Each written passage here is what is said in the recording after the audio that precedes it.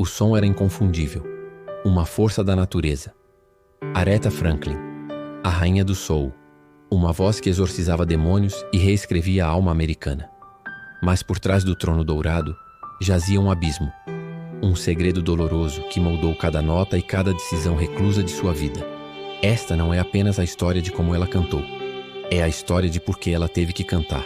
Se você ignorar o glamour e focar na crueza de sua voz, perceberá que ela estava gritando uma confissão, uma dor não resolvida que começou muito, muito cedo na casa de um pregador famoso. Hoje, nós vamos puxar o véu que protegeu a intimidade de Aretha Franklin. Vamos desvendar a enigmática névoa que pairava sobre sua infância, marcada pela tragédia, pela ausência e por um trauma tão silencioso que a história oficial hesita em nomear. Qual era o fardo que ela carregava? Que tipo de escuridão pode se esconder dentro de uma alma tão brilhante? Sua aerofobia incapacitante, suas lutas financeiras inexplicáveis e o silêncio ensurdecedor sobre sua saúde. Estes não são acidentes, são sintomas de uma ferida original. Fique conosco, porque para entender o poder catártico de Respect, é preciso primeiro entender a dor da qual ela exigia ser libertada. Esta é a história de Aretha Franklin, a rainha, a cifra, o mistério inescrutável. Aretha Louise Franklin nasceu em 1942.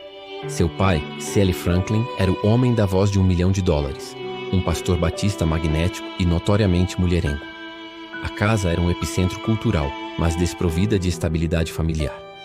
O brilho da fama paterna projetava sombras longas e irregulares.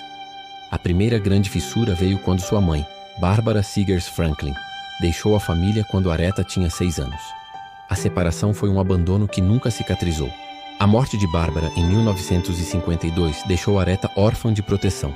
O ambiente, carente de supervisão, tornou-se um palco para o caos.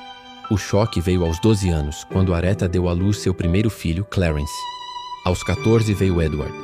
O mistério que cerca a identidade dos pais é uma das maiores cifras do soul. Sua inocência foi roubada prematuramente. Este trauma precoce se tornou o motor invisível da voz de Aretha.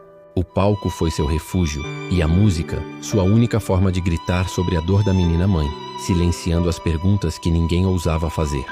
O peso daquela juventude roubada se manifestou em cada nota, estabelecendo um padrão de desconfiança e necessidade de controle que a acompanharia por toda a vida.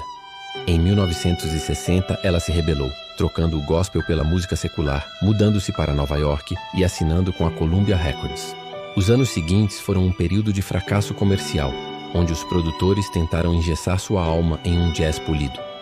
Aretha, buscando estabilidade, casou-se com Ted White, um empresário de rua com passado sombrio. White rapidamente assumiu o controle total de sua carreira e, o que é crucial, de sua vida pessoal. Ted White é a segunda grande sombra. Ele foi o arquiteto de seu sucesso estrondoso, mas também o causador de sua miséria. Fontes relataram que White era controlador, violento e possessivo. O público via a estrela. Os bastidores viam os olhos roxos, os cancelamentos e a crescente dependência de Aretha pelo álcool. Um refúgio para amortecer o medo e o abuso constante. O mistério de sua autorreclusão começou aqui. Ela aprendeu que a vulnerabilidade era fatal e que a única arma contra o abuso era a fúria e o volume inigualável de seu canto. A virada veio com a Atlantic Records e o produtor Jerry Wexler, que queria o gospel bruto, a alma sem filtros. Aretha foi enviada para Muscle Shoals, Alabama, um caldeirão de R&B. Ali, ela sentou-se ao piano, assumiu o controle, reescrevendo as canções com sua experiência visceral. A primeira sessão foi explosiva, capturando a essência da rainha. Mas a sessão foi interrompida pelo caos literal. Ted White, num acesso de ciúmes, brigou violentamente, forçando Aretha a fugir do Alabama.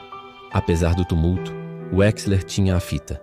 Em Nova York, Aretha completou o álbum com o hino Respect. Nas mãos dela era uma exigência, um manifesto de empoderamento. O clamor por Respect era, na verdade, um grito desesperado para ser respeitada em sua própria casa. O trauma e o abuso foram transformados em ouro musical. A década de 70 trouxe a liberdade de Ted White, mas o aprofundamento do mistério pessoal. A busca por estabilidade emocional permaneceu infrutífera. Em 1978, um voo turbulento selou seu destino.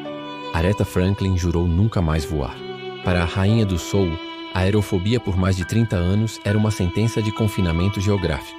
A aerofobia era uma metáfora poderosa para seu medo de perder o controle. No ar, ela não podia controlar a situação. No chão, em Detroit, ela podia. O confinamento a Detroit transformou Aretha em uma lenda reclusa e inacessível. O trono era seu, mas as paredes eram feitas de medo e de sua própria criação. Essa reclusão gerou o mistério dos cancelamentos. Aretha se tornou conhecida por seu comportamento errático, abandonando shows de última hora, reforçando os rumores sobre instabilidade e caos financeiro. O medo de sair era tão forte que até mesmo para a posse de Bill Clinton, Aretha viajou em um luxuoso ônibus-casa, um ato que ilustrava a extensão de seu isolamento autoimposto. Com o passar dos anos, o peso de Aretha aumentou e sua saúde se tornou um foco constante de especulação. Sua vida pessoal permaneceu uma fortaleza impenetrável.